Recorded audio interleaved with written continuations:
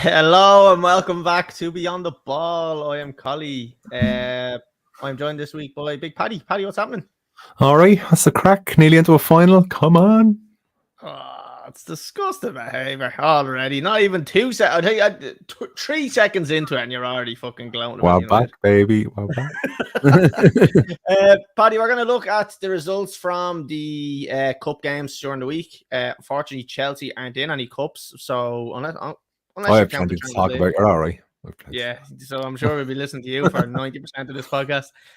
So yeah, we'll look at them. We'll look at a couple of transfers that may be going. It's transfer deadline day, Paddy, and Can't say I'm as happy about that now, to be honest with you. Yeah, not much happening for United, but still, it's all go for Chelsea. So I'm looking forward to seeing if they can get a couple more deals done. And then Paddy will be looking at the up and coming fixtures for the Prem this weekend. So Paddy, we're going to jump straight into it, and we're going to go to the first thing, which is the football review.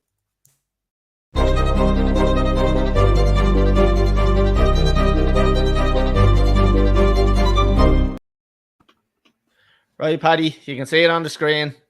I was wrong. I put out a video saying that United were 100% not going to win this match. I have to swallow my pride in this one, and unfortunately, they did win. 3-0. Talk to me. One foot into the final. I did feel, though, when you say that, you're trying to work your dark arts. Trying to get the universe to reverse what you're saying. Oh, yeah. Yeah, I know your game. Yeah, good. Jeez, I'm getting mixed up now between Reading is the one where Casemiro scored 2 goals. So this one, Rashford, good start. So many goals and so many good results. I was just say, it would be nice to have so many goals get mixed up by Chelsea. Don't have fucking any, all right? So fuck off. I think when I was talking on the pod last week, you and Connor actually convinced me that United were going to win this, because obviously it would make more sense for them to put out a strong team, get the win, so they could rest a few players down for the second leg. And it just so happens that you were spot on the ball. We put a full strength squad out. It was a fairly handy result. And we moved on to the FA Cup then. There's no real massive talking points. There was more talking points probably for the FA Cup game more than this one. We will talk about the second leg coming up soon, but I think it's a formality now at this stage.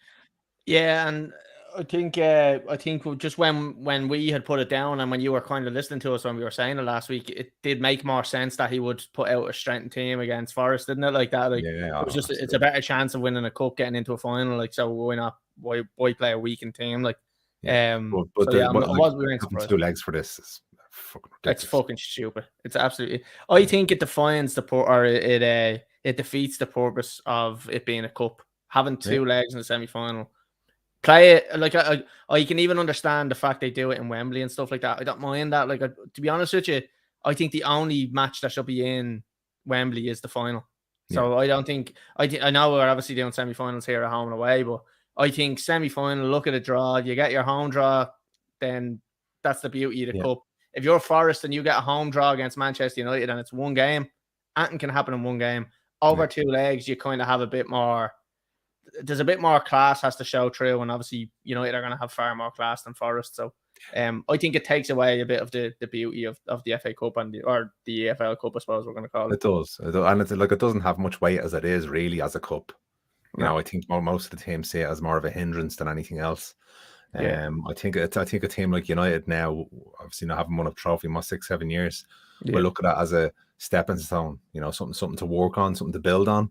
But I can't imagine the likes of the Cities would really, even though they've won it a lot of times, I think it's just a formality for them now. It's small fish, and to have that extra game on top of your Europa League, FA Cup, Premier League, it's just it's not needed. Yeah, it's too much. Right, Paddy, we'll move on from that one. Not much to talk about. It was fairly straightforward, and then on to the next one, which was Reading and Manchester United, a 3-1 win for United. Talk to me about this one.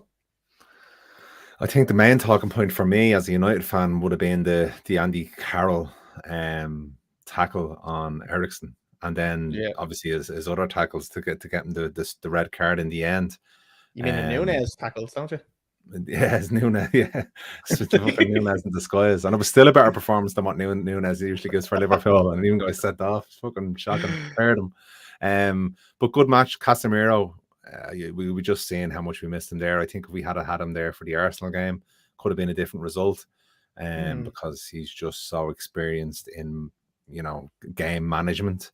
I'm just glad I'd rather obviously see Eriksen out than Casemiro, because I think Bruno can go back into Eriksen's spot. Bit deeper, yeah. Yeah. And they can use then somebody else up for him on the forward positions. But yeah, another successful outing. I think we have Derby in the next round, if I'm not wrong. Yeah, but so, another good result. Rashford on the score sheet again. Was he? No, he wasn't. Actually, I don't think. No, he wasn't, because he got taken off after 7. He would have been the first player in United's history to score in 11 consecutive games in Old Trafford, but he didn't actually get the goal, so that was disappointing for him. So what a letdown! What a loser! Shit, isn't he? Just sell him. Fucking sell him. Absolutely shit. We have the Austrian sausage now. We don't need him. Yeah. Going back to the Eriksen injury, how big of a loss do you think that is actually going to be? I know, like you're saying, that Bruno can kind of cover that, but you kind of lose a bit from Bruno going forward then a bit, don't you? I do. I think it's a massive loss. I think he's so composed on the football. He's not like, I suppose, like Fernandes wants to get forward a lot, and even though you do see Eriksen getting forward an awful lot, he's just such a calm and influence. He reminds me of when Michael Carrick played for United. Not the superstar of the team, but he just controls everything, and he enables all the other players around him to play the game that they want to play. So yeah, it'll be a big miss, big miss. Just a comment in there from Dave McGuire. Liverpool making a deadline signing today. 2 Japanese players, Nika Momo and fucking no one. I like that. That's a good one. Right, Paddy. I suppose we'll move on to this week's episode. May not be too long, so we're kind of going well here. So, Man City and Arsenal. Paddy, I put up a video, and yet again, a lot of triggered Arsenal fans. They're so butthurt when you tell them that they're not going to win the league, and they just, Jesus Christ, like all I ever get back is follow your own league, you're a foreigner and all, and it's what's funny, Colly? If you listen to the Arsenal fans only a season and a half ago, they were the biggest critics of the club. Yeah, 100%. They would have said much worse than anything you could say. Yeah, exactly. And now we're winning a few games. And it's quite embarrassing because we all see the highlights of that Arsenal TV, and we all see the absolute ridiculous carry on that goes on with them. Like it's embarrassing at times. I could say now they're probably a little bit happier, but to be honest with you, come the end of the season, they won't be. This was probably their best chance of winning the trophy, if I'm being honest. I don't see them winning anything else. I still think Man City are going to win the league. I think it's massive that they still have to play City twice, and I think City will beat twice. Yeah, and they can look at how many points they are ahead. That boils down to nothing when you still have to play Man City twice. You're going to have to come up against the likes of Chelsea and Tottenham as well, who are massive derbies. Chelsea never want to lose against Arsenal, and Spurs will be the same. So they're not easy matches. And then you're probably going to have to play Liverpool as well. So they're all big matches. And did they have to play United as well? No, we've played them twice now. So look, I still think Arsenal are gonna do an Arsenal, and they're gonna blow it. Now they'll get top 4, and everybody that comments on the videos that I put up say top 4 was the aim, and that else is a bonus. Fair enough, I respect it, but when you're in the position that you're in now, I think it's a little bit of a cop out, and go for it. Yeah. Now, I'm not saying they won't get better next season, but they'll never have an opportunity like they do now to win the league with this much of a points gap against Man City. Yeah, because other teams are going to come back stronger. You can guarantee with the amount of players Chelsea are signing, they're going to be back really strong next season.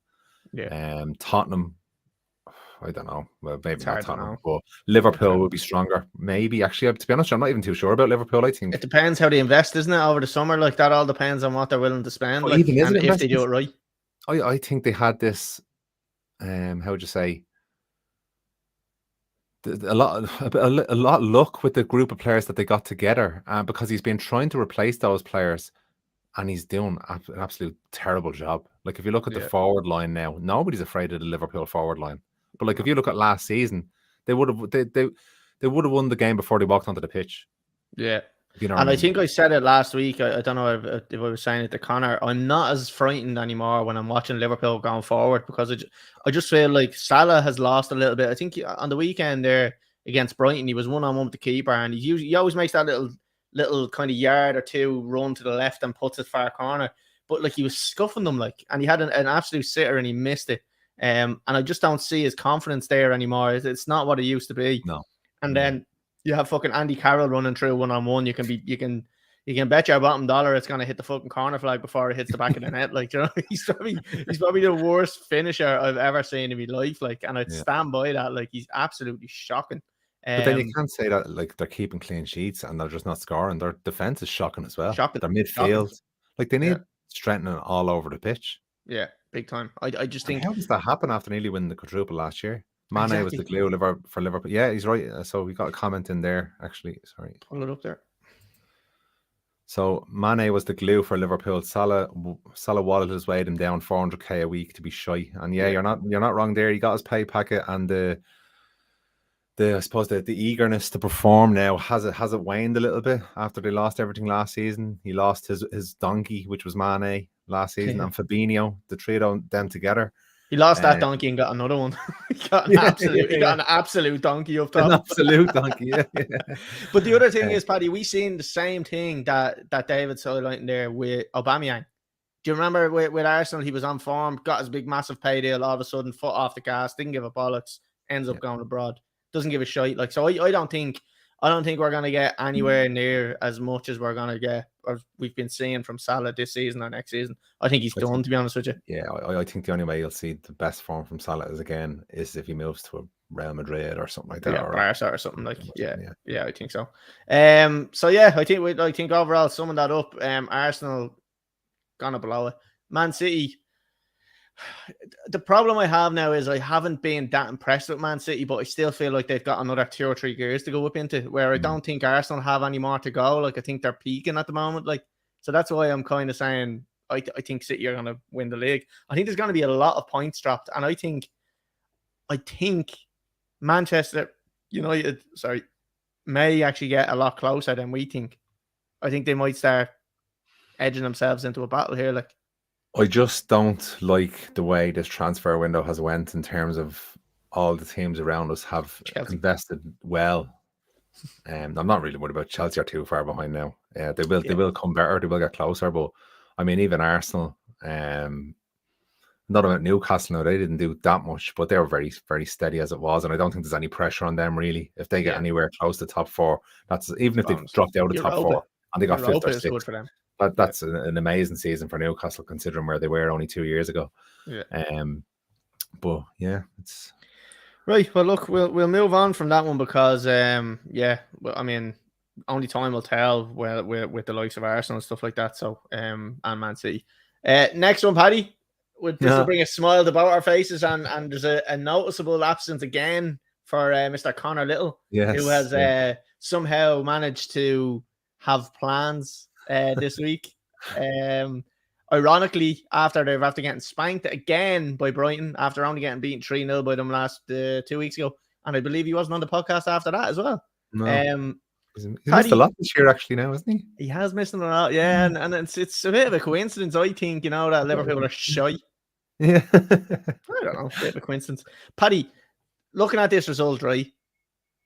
I know I'm going to bring this back to Chelsea because I'm not getting to talk about Chelsea and results and stuff. Does this show that Brighton are just as good without Potter than they are with him? You could also say that Potter built something that's really stable there. Yeah. That'd be the way I'd look at it now, because for a manager to go into a team that wasn't struggling beforehand, you'd more than likely see a dip in form. But no, he seems to have left a good ship there, with a good group of players that continue to perform even for the next manager, when they very easily could have down the till said, our boss is gone. So it's, I don't know. Again, but I still think Chelsea's too big a job for him right now. I do think that myself. And look, I said it there last week or the week before that I'm trying to be optimistic about Chelsea now again, and I'm just trying to accept the fact that he is the manager, and I'm trying to get behind them. I just need to see the results coming in. Like, you know what I mean? It got to the stage where I'm just bored of watching Chelsea, and I wasn't even excited about it, and that's not what I want to be. I don't want to be that fan. I want to be someone who enjoys and looks forward to watching Chelsea every week. So that's why I'm kind of like, right, fuck it, I have to get behind him now. That's the only thing I can do. Like, I remember doing that so many times over the last 10 years.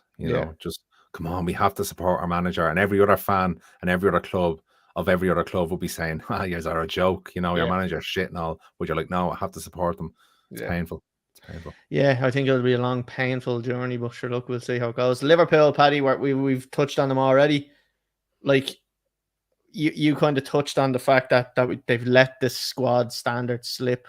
Like, I know we always grill Connor about this, but the Klopp situation, like, and I bring it up, and it's such a touchy subject for Liverpool fans.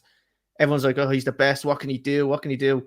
Like, he's let that squad get into that position. And I know that everyone will come out and say, if he's not getting the money, how can he build a squad? But he has got money. He's got loads of money. He's after buying fucking Diaz. Now, let's be fair, Diaz, good signing. But he's also bought that fucking donkey up top. And he's after buying your man Gikpu, who was also fucking not really lighting the world on fire. So there has been opportunities that he has money in his hand, but he's never strengthened the midfield. Now, we bought Thiago, 2 or 3 seasons ago, and he's been injured for like 80% of the time. And we all know Thiago's a good midfielder. But like, buy another one, because you have Henderson, who's aging and he's not the player he used to be. You have Milner there, who's 39 or something like that, something ridiculous age. You have Fabinho, who's losing legs as far as I can see. I'm not seeing much from him. So like, they need to strengthen the midfield, and they're not doing it. And I can only put that down to Klopp. Can you see any other reason other than Klopp there? Klopp is a coach, a good coach.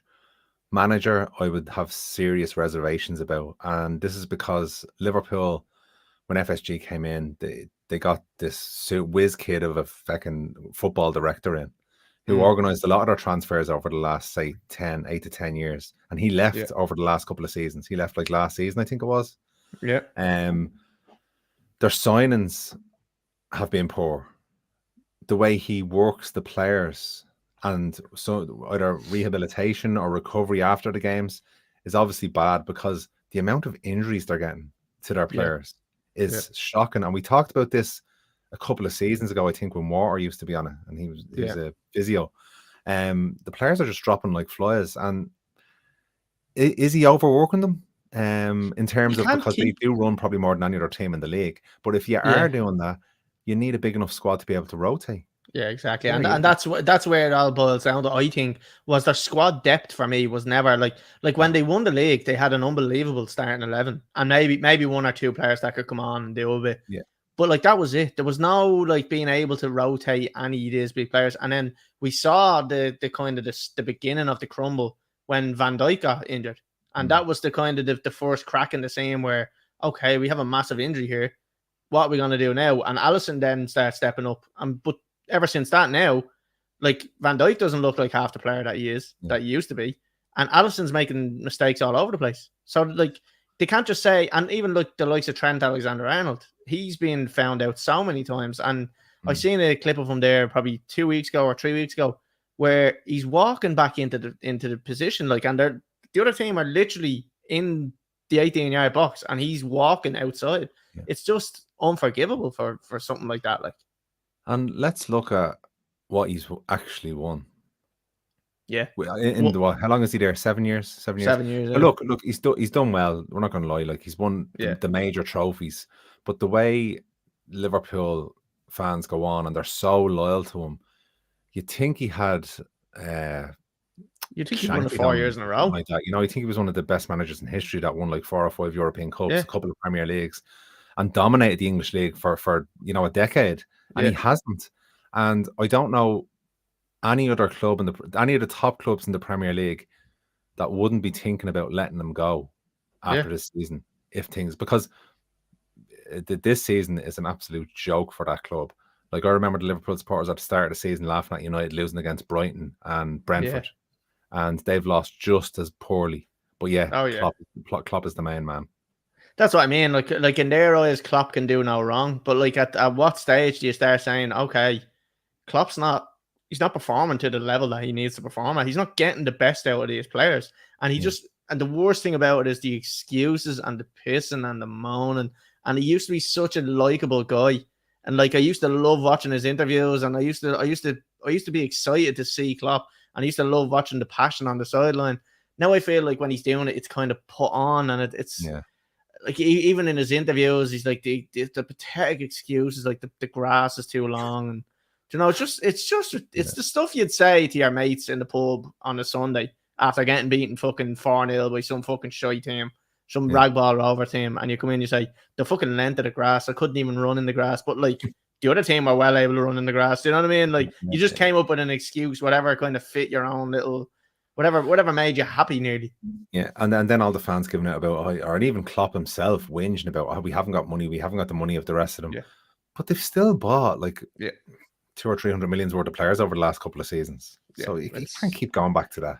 No, I don't buy it, and I won't buy it, and I will keep putting it out there that Klopp is not doing what he should be doing, and they'll say, oh, injuries, and they'll have every excuse under the sun, but the end of the day, it's easier to get rid of one manager than it is to fucking buy 16 players. And if Klopp had a fully fit squad, they still couldn't perform nearly as well as say Liverpool 3 years ago, and they wouldn't be. No, nowhere near it.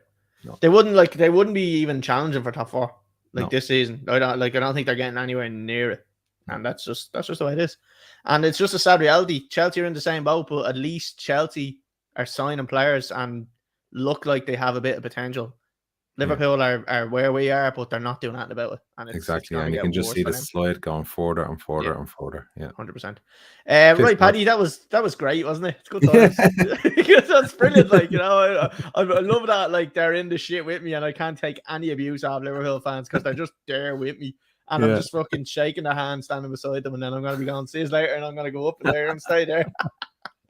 Right, Paddy, we're jumping off that one, and we're going to jump on to some transfer news. So we're going to move on to the news of the week, Paddy.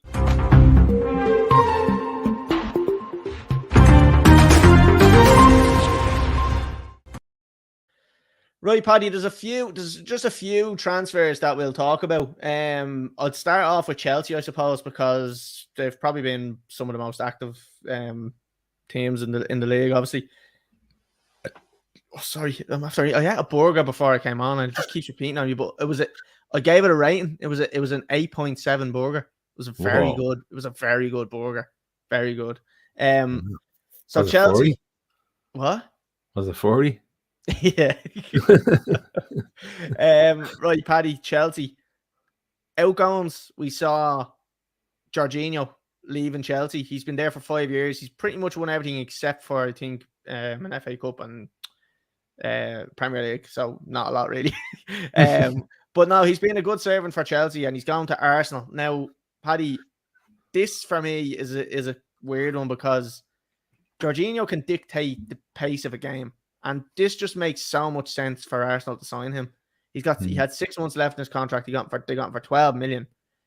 Now, he can now come onto the pitch if he doesn't start in the last 60 minutes or last 30 minutes or so, get that ball down and start just controlling the pace of the game when they're winning. It just makes so much sense, and it's a brilliant signing, and it's the only way. But he's not gonna set the world alight, but he will control the pace of a game. He'll be very kind of steady on the ball. He's not afraid to come deep to the keeper and take it, move it left and right. So I think great signing for Arsenal. What do you think yourself on that one? Do you think it's a weird one, or do you think it's a good one? Great signing. Great signing for Arsenal. Like, he didn't do much wrong for Chelsea. He's been a consistent starter for Chelsea for years. Yeah. Even when Tuchel was there, and Tuchel is not a bad manager, and he wouldn't be playing a poor player. You know, considering what he's won in the game and what he's achieved in the game. I think Arsenal have got a coup there. Like a London club to a London club. I can't believe the Chelsea fans aren't throwing up a bit more stink, and it's only 25 million. 12 million. So it's even cheaper than that. And he's only 40. 12 million. An absolute bargain in today's market. What we signed Casemiro for. Yeah, it's crazy, isn't it? Now, I wouldn't put Jorginho on anywhere near the same level, but in terms of him being able to kind of control that game and get the ball and pass it around, he's not far off. Like, right. So that's Jorginho. Paddy, we have to kind of look at this fucking Enzo Fernandez deal. Chelsea trying to sign him from Benfica. Now the release fee is something like 120 million or something like that. Give us a bit of a player profile there. Like, where does he play? Centre mid, but I'll tell you what the player profile is of him, right? He got the young player of the tournament in the World Cup, and that's all I know. And I'm not being funny. And anybody that tells you they knew more about him before the World Cup, you're lying, because there's no way you even heard of him before the World Cup. And that's just a fact. That's an absolute fact. He seems like a decent player. I can't judge him too much. I've seen him play the odd game for Benfica. I'm not going to lie and say I seen him play outstanding football. I didn't. Never stood out. But like 120 million, that's the release clause. So what's happened now, right? So where we are, it's 8:27 p.m. and the deadline closes at 11 p.m. Chelsea said they will meet the release fee, and they said they will only do it if they can do it over 5 years for 6 payments. Benfica have come back and said, no, that's too long. We want it over 2 years with 3 payments. So then Chelsea have come back and said, okay, we'll do it over 2 years, but if we're doing it over 2 years, we're paying you a much less initial fee, and we can build the rest of it up through add-ons and bonuses and stuff like that. So that was literally the last thing that's happened. That bid from that counter bid from Chelsea went in at about 6:15 this evening, and nothing has been heard since. So there's a bit of radio silence on that one at the moment. So there is rumors that he's actually already done his medical. So the medical apparently is already done, which is a good sign. I don't know how true it is, but that's where we're at with Chelsea. With Jorginho gone, it just looked like they're going to do whatever it takes. And I don't know if Benfica stand strong on this. I think they may be able to push Chelsea to give them what they want. Now, Chelsea will probably run into financial fair play rules if they do end up giving them what they want. So I don't know how it's going to play out. It's an interesting one to kind of keep an eye on. Paddy, do you think, given what I've just told you there, that the only thing I know about him is that he's a young player this tournament for Argentina, like 120 million is just gone a joke at this stage? Like when I look at a signing like that, you just think, because he hasn't worked under the manager or anything like that before. Like what's his reason for leaving and wanting to come to Chelsea right now at this time? The only thing you could say is, I suppose, it's being sold to him as in, like, this is a rebuilding job. He's bought so many new players. He's part of a team that will be looking to dominate Europe for the next 10 years, because he's bought a lot of young potentially world-class players. So it could be a great sign. And I'm not going to sit here, to be honest with you, and say, oh no, it's terrible, 120 million, because we spent 80 million on Anthony. And again, because of the way the market is nowadays, sometimes you have to gamble. And it's like, when you invest in a stock or a share, sometimes you go in, you give your money, and you're just hoping that it pays off. Yeah, and that's all you can do most of the time, isn't it? Right, we'll move off that, Paddy. It'll be interesting to see. We'll obviously have an answer next week on the podcast whether we've got him or not. But there's a couple of other transfers that are going around, and one that really caught my eye, and it was very surprising, was João Cancelo leaving Manchester City and going to Bayern Munich. Crazy. On loan. Apparently, there was a bust up on the training ground because he was moaning about not playing enough minutes. But Paddy, Jesus Christ, if you're Pep Guardiola, like,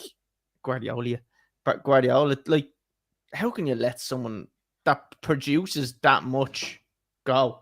He was in everybody's fantasy football team. That's how good he was. He's one of the highest scoring defenders. I think he was the highest scoring defender last year. And then I think the season before, and he was like the second or third highest scoring defender. Yeah. So like the amount of like assists and just killer passes that he kind of creates, the amount of chances he creates overall is unbelievable. And even defensively, he's always very solid. Like, Pep seems to have no problem with letting players leave, no matter who they are. Like you're seeing it with Zinchenko, is it, that plays now for Arsenal? They're seeing for. It's a weird one. Yeah, there's no player that if you're unhappy, get out. I'll replace you in a heartbeat. And But there they always haven't really seems to be replaced a it. replacement. I Huh? don't know. I don't know exactly who. Like they haven't brought Ake anyone in. was kind of taking his place. Ake is there, and I really rate Ake. Chelsea were rumored to re-sign Ake. Chelsea used to own Ake and sold them, but they were rumored to be re-signing him. I think at the start of the season, and I was saying to myself, you know what? I'd actually love to have him back. He's matured so much. Selling him was a massive mistake. I don't know what manager it was that done it. I don't know whether it was Lampard or else. Who else would it have been?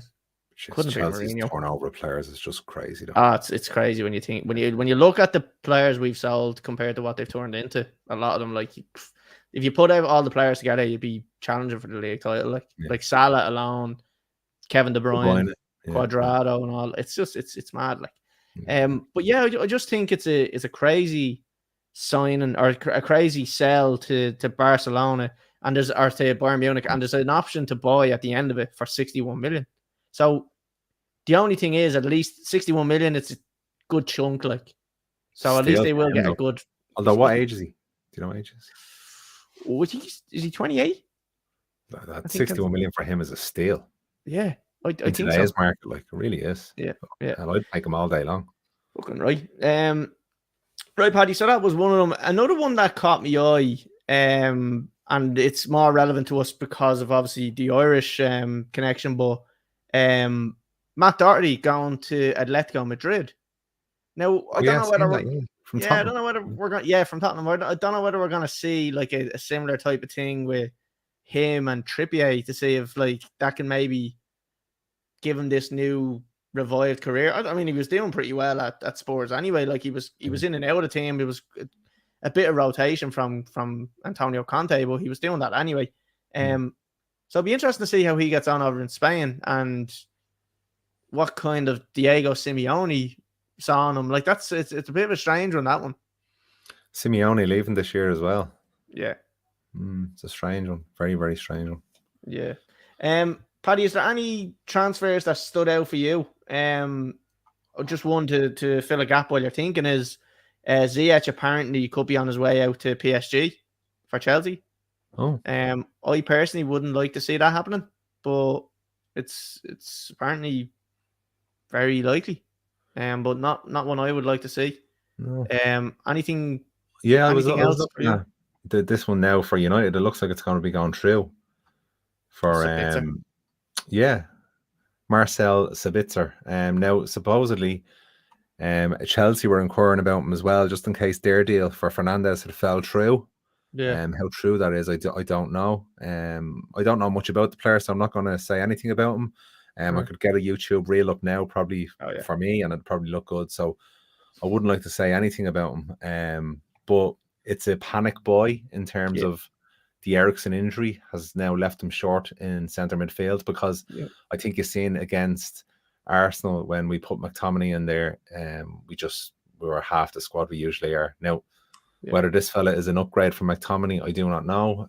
He has played midfield, central midfield or defensive midfield, attacking midfield, winger and striker. And that kind of makes me believe then he's never been able to cement his position anywhere in the team. A bit of a journeyman, and I just think this is all to do with United selling the club and not willing to invest any more money. Yeah, but he's a bit of a modern day John O'Shea, maybe. Is it Mark? Is it Mark Goldbridge, the United fella that talks all the time? It is, And he gave a good analogy that I suppose if you're selling your house, you don't have a shit just before somebody comes in to view it. You put some nice smell in. You invest, you speculate to accumulate. I think is the phrase that was used, and it's true. Like if they had went out, spent big on a midfielder now, you could have added an extra $500 million to the price. Yeah, definitely. Paddy, a weird one that came up here was La Liga rejects the registration of Marcos Alonso, his contract at Barcelona, because it'll take them over their salary cap. That's just, to me, that's just mind-boggling that they can still be in that situation. Yeah, Barcelona. How many years are we now looking at Barcelona trying to get their salary cap down, trying to sell players, trying to offload players? How has it become this bad over in Barcelona? Like, what is going on over there? Yeah. And then you look at the likes of Juventus getting deducted 12 points. Yeah. They must be looking at Barcelona kind of going, hold on a minute, who are they line. Who's back pocket today lining to be getting away with this all the time? But look, you look at Chelsea and like what they're doing is incredible. And look, I have to say hats off to fucking Todd Boehly. He's found a loophole and it's working because no one has stepped in and no one has said that. Now they are talking about rewriting the rules after this transfer window closes and stopping that. But like, is this going to have repercussions in 3 years' time when Chelsea probably won't be able to spend as much because you'll have all the added kind of transfer fees from the signings we've just made in that year? So we'll have to pay a yearly repayment on each one. So they're all going to add up. Do you know what I mean? So you're kind of you're nearly bringing your budget down every year because of them installments. And are you sure all these signings weren't allowed to be made because of the sale of the club? And like if you say rebrand the stadium and you get an investment of 200 million, you can go and spend that 200 million. So the club has been bought for so much. Part of that deal was that a certain amount of money had to be reinvested in the club. So maybe because of the way the contract was signed, it gave them freedom to sign who they wanted for one transfer window or two transfer windows. The only thing is I don't know whether FIFA would have been involved in that deal. So like FIFA probably wouldn't have had any say about like what they do with the money. Basically, like that this is like it's a completely separate thing where I'm taking over a club from you and it's just me and you. We're the ones that negotiate it. Now obviously the way solicitors can work on anyway. And like obviously with Chelsea taking over and Todd Boehly taking over Chelsea, it was written into the contract, I think, that he would invest 1.2 billion in the club. Now, whether that was going to be on transfers, it looks like it's all going on transfers. But whether that was in transfers or stadium upgrades or stuff like that, he was saying he was going to do a lot of work around Cobham, which is the training ground. So all of that is, and Paddy, I think I said it when he took over. I said, right, it's all well and good. I remember saying it. It's all well and good talking about signing all these players. We haven't signed one player yet. And now look at us. We've signed 14 players or something ridiculous. So like I'm kind of like now I'm like, oh, okay, maybe he kind of look. I'll be honest with you.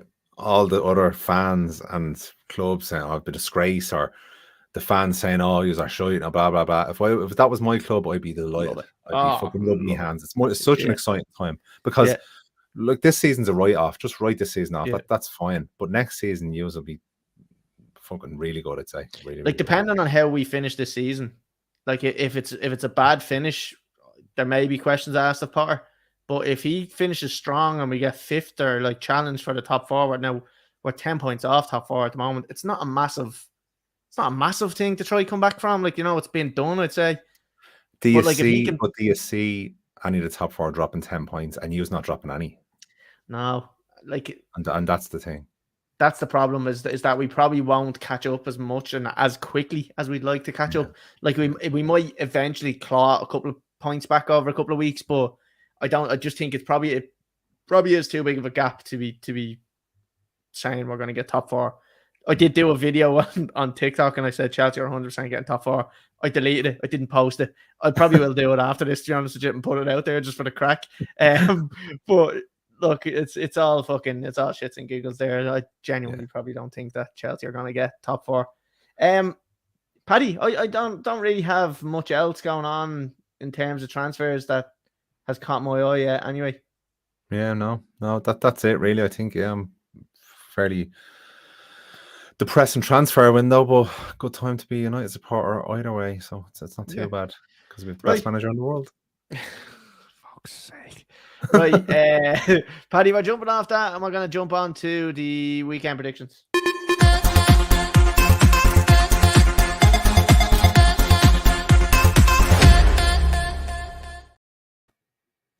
Right, first match is Chelsea versus Fulham, Friday night, Paddy. What a way to start my weekend if Chelsea can win this one. And to be fair, I do think they will win this one, and I think they'll win it comfortably. I'm going to go with a 3-0 win for Chelsea. I have a feeling we're going to start creating a lot more chances and we're going to start looking a bit more threatening now. Chris Benoit at the back for Chelsea looks really solid. So I'm fancying Chelsea to keep a clean sheet here. Him and Thiago seem to play very well together. And if they can just stop people shooting on Kepa, that'd be great. So I'm going to go 3-0 to Chelsea and I'm going to say I'm gonna say the new signing Mudryk to score because Yeah. I love them. Yeah, it looks What do you think? really good. He's in my fantasy preview. I was Quick gonna bring preview. him in. I'm not gonna lie. I was gonna bring him in. He's only 7 million. I think he's gonna I do just some don't know whether magic. he's gonna start. You don't know whether he's gonna start? Don't know. Potter After doesn't that really. performance against Liverpool, I think he has to. Doesn't he? Yeah. He has to. Yeah, he has to. How do you see this one going on you? Yeah, Chelsea win. I'm gonna go for a 2-0 Chelsea win, and I'll go for Mud Boy. What's his name? Mud Boy. Muddy. We'll call him Muddy. Muddy. Okay, yeah. So Chelsea wins all around. Paddy, the next one is Manchester United and Crystal Palace. How do you see this one going for you? I think we'll beat them because I think we'll feel like we owe them one after the draw a few weeks ago. Yeah. So then we've actually got a double fixtures. Sorry, we've got 3 fixtures now in the next. Sorry, week, I should have 9 days. Fucking United Forest one first. Talk about the United Forest one first, just so we can go in kind of order. So tomorrow night, United and Forest. There'll be a weakened squad to just get through, and I'll go for 1-0 to United, but I think it very well could be 1-1 or 1-0 to Forest even. I think it'll be a tight game because it'll be a depleted squad for United.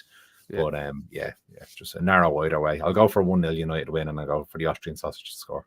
Yeah, I actually think the same. 1-0 to United on this one, and I think that Fernandes will score.